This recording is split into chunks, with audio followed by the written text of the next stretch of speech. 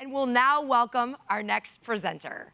Representing Team Banga Na is Abdul Karim Moreau, hailing from Ghana and studying computer science engineering at the University of Seoul in South Korea. Welcome, Abdul. Thank you. It's so great to have you here. Are you feeling ready?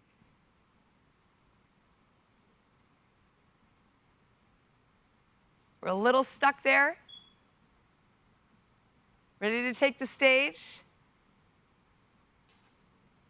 Okay, it looks like we have a little bit of a technical issue. So while we wait for Abdul's Wi-Fi to hook up with the rest, we'll chat for a minute here. Specifically around our last presentation with mushroom compost. I was reading about the team. Oh, here we are. Are we good? I can get back to my thoughts on mushroom compost later. Abdul, you ready to go? All right, fantastic. We are really looking forward to your presentation. The stage is yours. Take it away. Thank you. Yeah, so I would like to start this presentation with a question.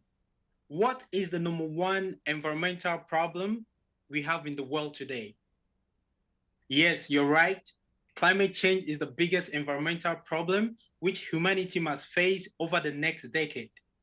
According to the United Nations 2030 Agenda for Sustainable Development, some of the biggest environmental problems which we must resolve are waste management and afforestation. My name is Abdul Karim Moreau, and I am the team leader for Team Banga Na, and today we are focusing on managing this waste, which is a threat to afforestation, into opportunities like jobs, providing food security, and alleviation of poverty.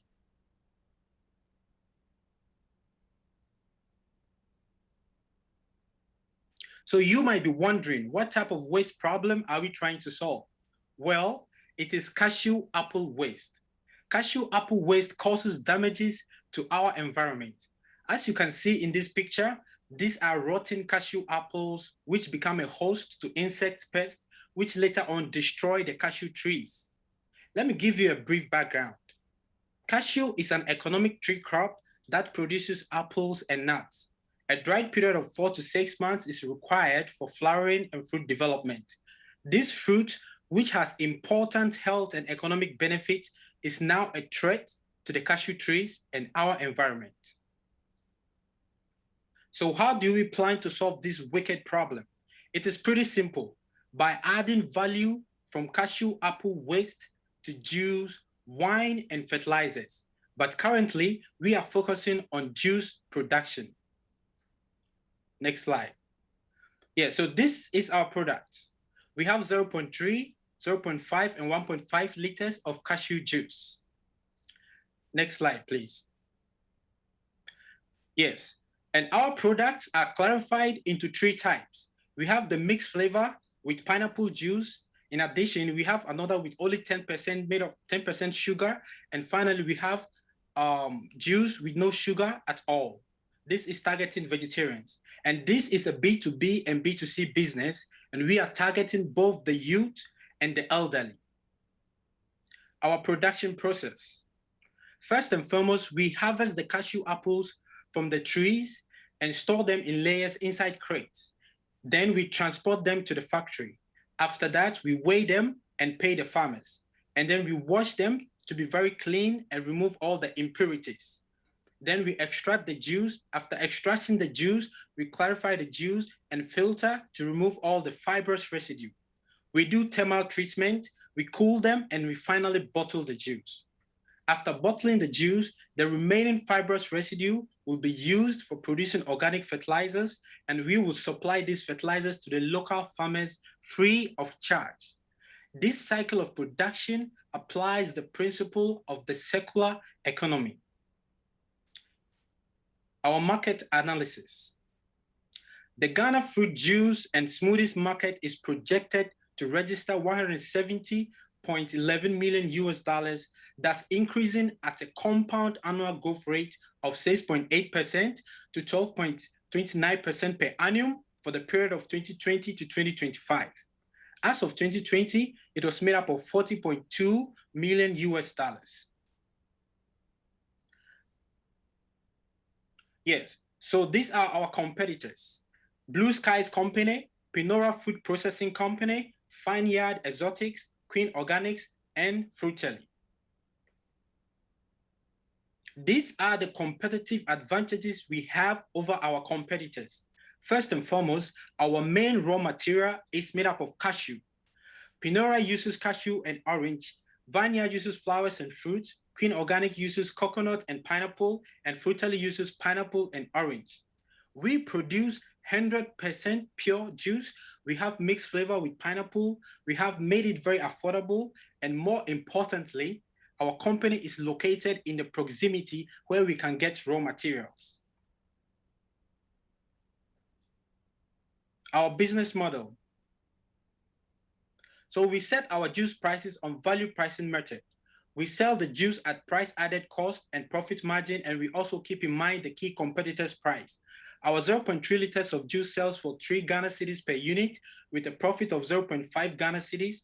Also, the 0.5 liters sells for 5 Ghana cedis per unit, and that gives us a profit of 2.5 Ghana cedis. As you can see from the table, this would give us a maximum profit margin. And we would break even when we sell 54,829.887 units, which is achievable within 10 to 12 months. Our total fixed cost amounts to 54,830 Ghana cedis, which is equivalent to 9,000 US dollars, and our variable cost amounts to 15,523 Ghana cedis, which is equivalent to 2,691 US dollars. This is our team. Yeah, so this is our team, and our team is very diverse with diverse background and experiences. I am Abdul Karim Moreau, the team leader, and I'm studying computer science and engineering in University of Seoul, South Korea. Sandra Ohiniwajan is studying accounting at the University of Professional Studies in Ghana. Aliyah Mohammed from Tanzania is studying chemical engineering at the University of Seoul, South Korea. Emmanuel Kwasipoji is also studying computer science and technology at Zhejiang Normal University, China. And last but not least, Rijatu Audu is studying philosophy at the University of Ghana. Thank you, and I'm ready for your questions. Wonderful presentation. While we wait for the judges to chat among themselves, Abdul, let's talk about your music. We understand that you're a self-taught guitar player and songwriter, and that music has taught you so much about problem solving and creativity, and that's brought you to where you are today. So tell us more. Yeah, so yeah, I really love music, and I started doing music when I was young, back in Ghana. Yeah, so it was my way of escaping from the world problems and a lot of things. So I use it to create a lot of solutions to the environment by talking about hunger, talking about poverty, talking about child abuse through my music. Yeah, so music has been a bigger part of my life. Thank you so much for sharing that. The judges are ready to ask you some questions. So judges, please take it away, and good luck. Hi, Abdul. Great presentation. Thank you so much for all of the hard work of you and your team. I'm curious more about what's happening today with the cashew tree apple waste. You mentioned, some degradation and so forth, but how is it normally handled today? Yeah, so today is still the same. It's still the same. That there hasn't been any solution of how to handle and solve this cashew waste problems. So basically, when we go to our farms, we are only focusing on the nuts because that's where the international companies are buying only the nuts.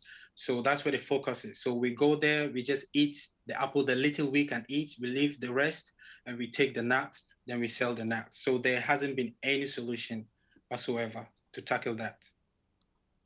And they're just left to rot at the tree site, or are they normally transported somewhere, or what happens to it normally? We don't transport them anywhere. We just leave them under the trees. We just pack them together. After we pack them, we take the nut out. Then after taking the nuts, we leave the fruits under the trees. Great. Thank you for the explanation. I have a follow-up to that. So thanks again for your presentation. I'm curious whether if these cashew apples are edible and can be used for juice, are there any examples of either in other cultures or in times previous where this was used as a fruit or some sort of food? And if not, why? And if there are examples, can you draw on those a little bit and how they may have informed your current process? Yes, yes. Yeah, so the cashew apple has been there for a long time, and actually they came from India and also in Brazil to Ghana. And as I'm talking to you currently, in India, they make use of these apples by turning them into wine. They call it feni. It's very popular in India. They also turn them into juice. And in Brazil too, they use it to make vegetarian food. They also use it to make jam. They use it to make a lot of things. There's a lot of potential use of cashew apple, and it's very, very delicious also when you take it raw. Thank you. So with oh, sorry, go Chris. Okay, yeah. Well, just now that you've just brought up that with all those other uses, so what really led you to decide to approach this problem with the juice as opposed to jam or the other things? Like, could you explain that? Like, what were the benefits and why you decided to create this model? Yes, so actually we were trying to start with wine, but looking at it from our community, we want to start on a small scale, and juice is the most consumed product in our community. There's like Fanta, Sprite, and those Coca-Colas and all those. So with the juice, it should be very much familiar and easier to enter the market. Then later on, we'll be able to expand to wine and jams and other products. Okay, thanks. Good. Abdul, hi. I want to ask more about the fertilizer idea, the residue that you're using as fertilizer. And I'm wondering whether that's where there could be great potential for this business, because at the moment it feels like it's an add-on or an afterthought. Can you just tell us a little bit more about the fertilizer process and the desire for clean organic fertilizer? Yes, so with the fertilizer, the residue, like the apple apple residue after filtering and everything, we plan to make them like organic manure. Those organic manure, we do them naturally by decomposing them. Then with the organic manure, after decomposing them, we will be able to turn them into fertilizers and give to the farmers. Then the farmers who apply it into their farm. There's not only cashew farming in the community. There is plantain farming, yam farming, and cocoa farming all together. And these farmers have been taking like artificial fertilizers, which has been affecting the land itself. So with these organic fertilizers from the cashew apples, it's really going to be a big and a massive change for them. And also, since we got the cashews from them, we'll be able to supply them free of charge. And this is going to help us in helping the farmers too. So it's a win-win situation. So actually we are researching on, come again? I just wonder, Abdul, whether that's where the real circular opportunity lies in producing the fertilizer as opposed to producing the juice. I mean, where are the percentages there? Juice versus fertilizer. Where do you see you producing the most of? Well, the most is going to be fertilizers, because after taking the liquid, that's the juice, after doing it, we will get like maybe 40% of liquid. Then the remaining is going to be the residue, which is going to be like 60%. And that's going to make the fertilizers. I see. So the juice funds the operation and the fertilizer is provided free for the farmers.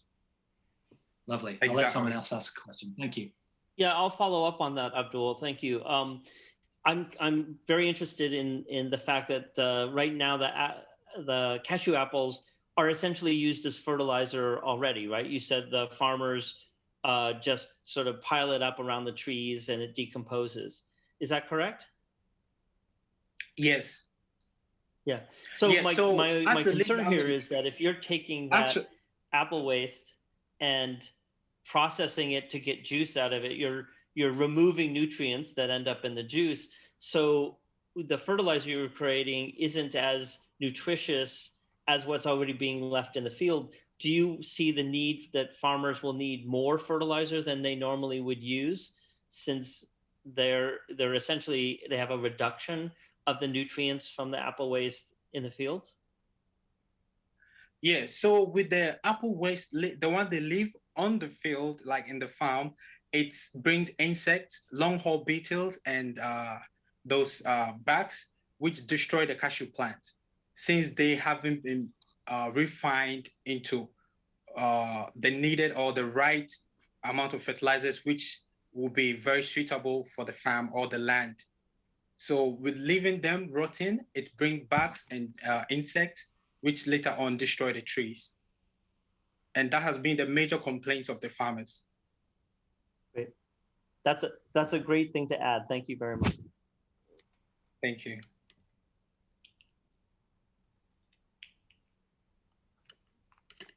So maybe we can just talk a little bit about some of the packaging. Could you tell us a little bit about that and what happens with it as it goes out to consumers? Yeah, so with the packaging, we are focusing on using recyclable packages, so that like recyclable bottles. So after providing them, we'll be able to retake the bottles again, then recycle them to be in that order, in order not to pollute our environment. Thank you.